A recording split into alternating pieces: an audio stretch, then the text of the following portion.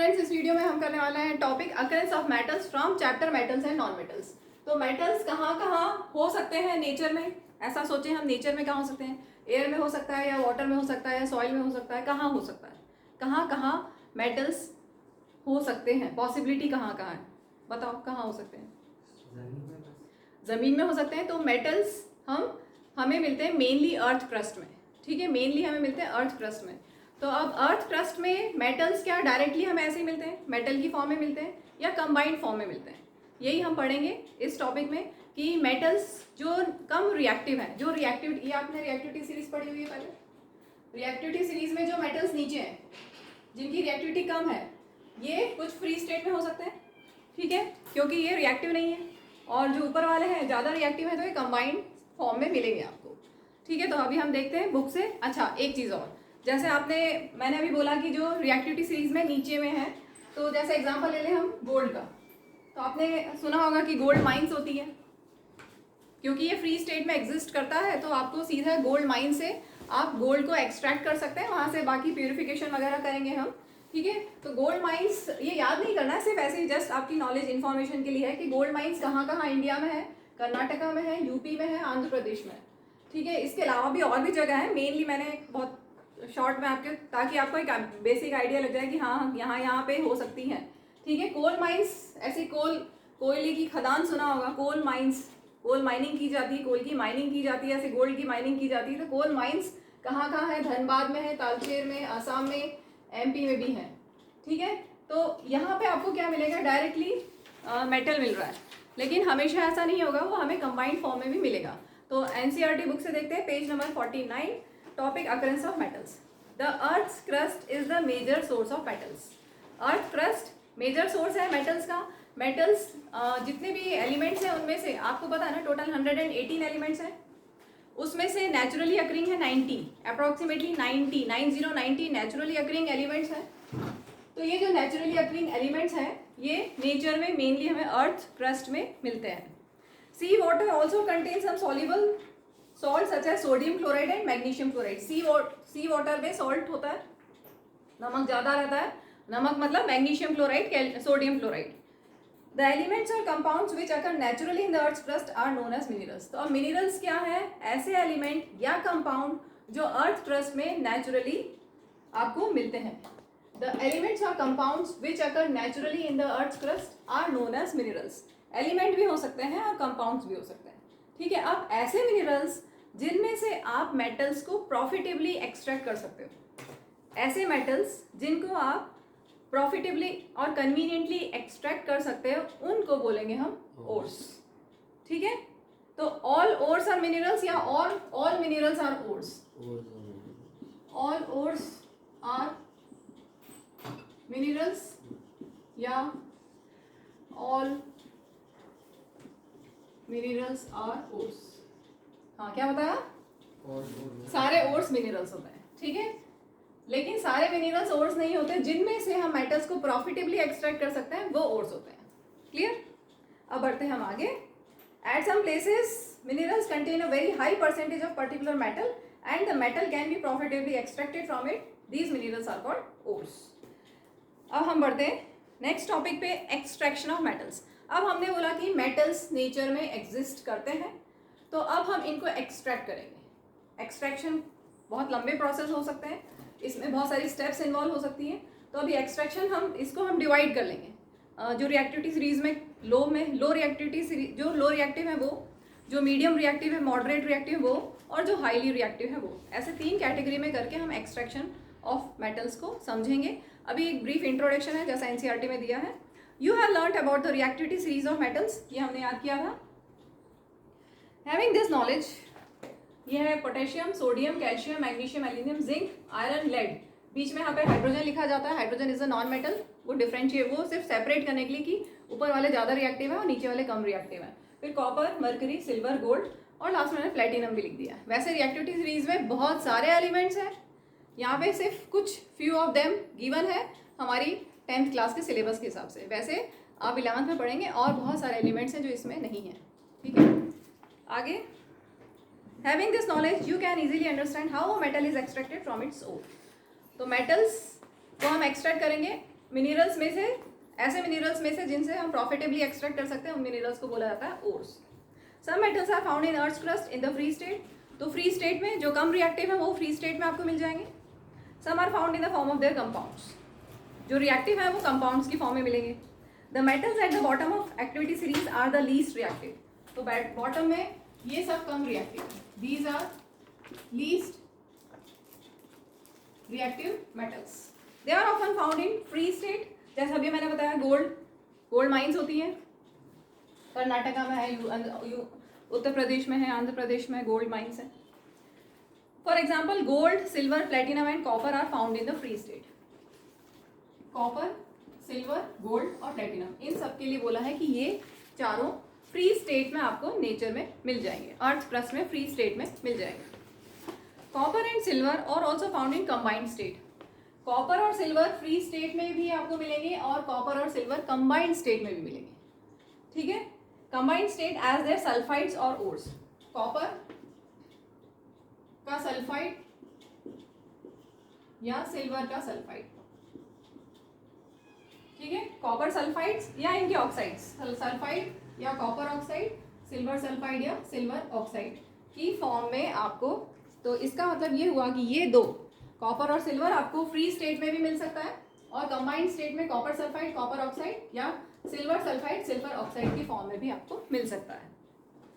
आगे देखते हैं, the metals at the top of activity series are so reactive, कौन कौन, potassium, sodium, calcium, magnesium, aluminium, ये सब, they are so reactive that they are never found in free state, ठीक है, as free elements, क्योंकि ये highly reactive होते हैं, तुमने पढ़ा भी है, सोडियम एंड पोटेशियम तो इतने ज्यादा रिएक्टिव होते हैं कि they are always stored in kerosene oil, बाहर निकालोगे तो दे विल कैच फायर, ठीक है, तो इसलिए ये कभी भी फ्री स्टेट में आपको नहीं मिलेंगे। The metals in the middle of activity series, zinc, iron, lead, zinc, iron, lead, middle में जो है दे आर मॉडरेटली रिएक्टिव,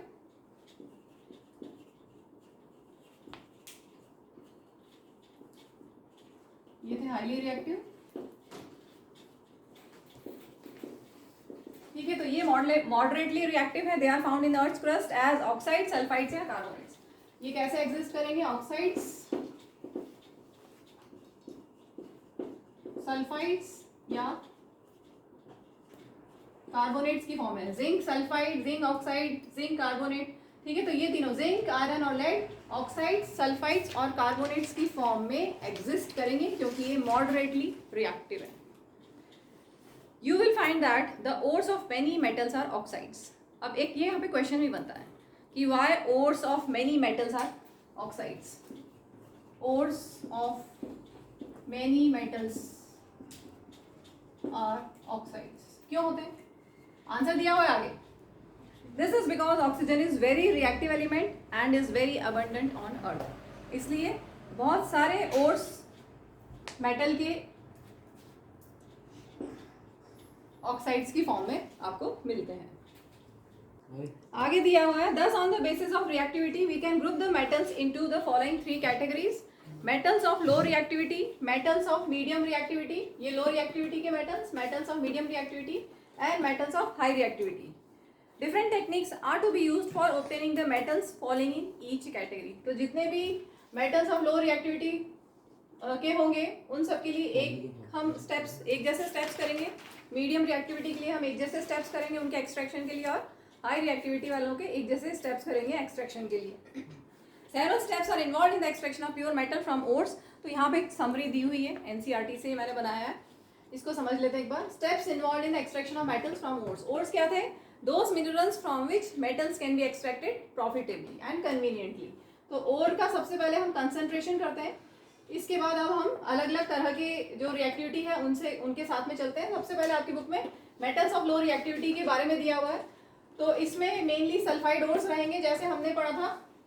यहाँ पर सिल्वर के सल्फाइड्स हो सकते हैं. देखो लो रिएक्टिविटी में कौन है? सिल्वर, गोल्ड, प्लेटिनम, मरकरी और कॉपर. ठीक है, तो आपकी जो बुक में दिए हुए हैं वो कॉपर का दिया हुआ है और मरकरी का दिया हुआ है. तो इन दोनों के सल्फाइड ओर्स जो लो रिएक्टिविटी में है, उन मेटल्स के सल्फाइड ओर्स की जाती है रोस्टिंग. रोस्टिंग और कैल्सिनेशन दो प्रोसेस हैं, अभी हम नेक्स्ट वीडियो में डिटेल में लेंगे। रोस्टिंग प्रोसेस से मेटल को एक्सट्रैक्ट किया जाएगा और बाद में फाइनली मेटल की रिफाइनिंग करेंगे, उसमें और फर्दर जो भी इम्प्योरिटीज होंगी वो पूरी रिमूव करेंगे। इसके बाद मेटल्स ऑफ मीडियम रिएक्टिविटी में ये जो हमने पढ़े थे जिंक, आयरन, लेड, ये मॉडरेट रिएक्टिव है। अब इनके कार्बोनेट ओर्स हो सकते हैं और सल्फाइड ओर्स हो सकते हैं। अगर कार्बोनेट ओर है तो उनको कैल्सिनेशन प्रोसेस से उनका रिडक्शन किया जाता है, कैल्सिनेशन प्रोसेस किया जाता है। सी से सी याद रखेंगे, कार्बोनेट ओर के लिए कैल्सिनेशन, कार्बोनेट ओर के लिए कैल्सिनेशन। मोबाइल साइलेंट कर ले। यहाँ पे आप ध्यान रख सकते हो कि सल्फाइड ओर्स यहाँ पे रोस्टिंग प्रोसेस में एक्सेस एयर में हीट किया जाता है। सल्फाइड ओर को हम हीट करते हैं इन एक्सेस ऑफ एयर, और कैल्सिनेशन प्रोसेस में लिमिटेड एयर में हीट करते हैं। ओर को हम हीट करेंगे लिमिटेड एयर में, कैल्सिनेशन प्रोसेस में लिमिटेड एयर में हम कार्बोनेट ओर को हीट करेंगे, और सल्फाइड ओर के लिए रोस्टिंग प्रोसेस होता है जिसमें हम हीट करेंगे सल्फाइड ओर को इन एक्सेस ऑफ एयर। ठीक है, इसके बाद जब आपने कैल्सिनेशन या रोस्टिंग कर दी सल्फाइड ओर की तो आपको मिल जाएगा उसका ऑक्साइड। अभी शायद दिक्कत हो समझने में, अब एक एक इंडिविजुअल लेंगे तो डिटेल में हम करेंगे तो समझ में आ जाएगा। तो कार्बोनेट ओर या सल्फाइड ओर को हम जब हीट करेंगे या एब्सेंस ऑफ एयर या प्रेजेंस ऑफ एयर में, दोनों ही केस में आपको मिलेगा ऑक्साइड, मेटल का ऑक्साइड मिलेगा। और फिर ऑक्साइड का रिडक्शन करना ज़्यादा ईजी होता है, ऑक्साइड का रिडक्शन करना ज़्यादा ईजी होता है। ठीक है, तो उसका रिडक्शन करेंगे, मेटल बन जाएगा। ऑक्साइड का मेटल के ऑक्साइड का रिडक्शन करेंगे तो आपको मेटल मिलेगा, और फर्दर मेटल का प्यूरिफिकेशन किया जाएगा। इसके बाद हम लेते हैं मेटल्स ऑफ हाई रिएक्टिविटी। इसमें जैसे सोडियम आपकी बुक में दिया हुआ है, सोडियम का, potassium, sodium, calcium, magnesium, aluminium, ये हाईली रिएक्टिव है। इसमें से सबसे पहले इनका इलेक्ट्रोलिसिस किया जाता है। पहले ओर को मॉल्टन फॉर्म में लेके आएंगे, मतलब उनको मेल्ट करेंगे, हाई मेल्टिंग पॉइंट होगा इनका, लेकिन हम उनको मेल्ट करेंगे मॉल्टन फॉर्म में। और जब आ जाएगा फिर उसका इलेक्ट्रोलिसिस करेंगे, इलेक्ट्रिसिटी पास करेंगे। ठीक है, इलेक्ट्रोलिसिस प्रोसेस के बाद आपको मिलेगा प्योर मेटल, और बाद में रिफाइनिंग तो सभी में की जाती है। ठीक है, इसमें आगे दिया हुआ आपकी बुक में next topic enrichment of ores. Ores mined from the अर्थ। अभी हमने पढ़ा था ओर्स क्या होते हैं, those minerals from which metals can be extracted profitably and conveniently. तो ओर्स जिनको हमने माइंड किया है फ्रॉम द अर्थ, वो क्या प्योर फॉर्म में होंगे? क्या वो सल्फाइड ओर और ऑक्साइड ओर या कार्बोनेट ओर? आपको बिल्कुल उसमें इम्प्यूरिटीज नहीं होंगी, उनमें इम्प्यूरिटीज होंगी, वो कंटैमिनेटेड होंगे। तो ores mined from the earth are usually contaminated with large amount of impurities. ठीक है, कंटैमिनेटेड मिलेंगे आपको, such as sand, soil etcetera, called gangue. Gangue एक फ्रेंच वर्ड है। ठीक है, तो हम इसको गैंग बोल सकते हैं। The impurities must be removed from the ore prior to extraction of metal. Extraction करने से ये सब स्टेप्स करने से पहले सबसे पहले आपको इम्प्यूरिटीज, जो गैंग हैं, इम्प्यूरिटीज हैं, सॉइल, सैंड, वो रिमूव करनी होगी। ठीक है, उसी प्रोसेस को बोलते हैं enrichment of ore. The process is used for removing the gangue from the ore are based on differences between physical or chemical properties of the gang and the ore. ठीक है, किस बेसिस पे आप enrichment of ओर करोगे, किस basis पे करोगे? Difference between physical properties and chemical properties of gangue and ore, उस बेसिस पे हम उनको एनरिचमेंट करेंगे, उनमें से हम गैंग को रिमूव करेंगे। Different separation techniques are accordingly employed. ये सब होने के बाद, एनरिचमेंट ऑफ ओर होने के बाद, अब हम लेंगे next topic extracting metals low in activity series.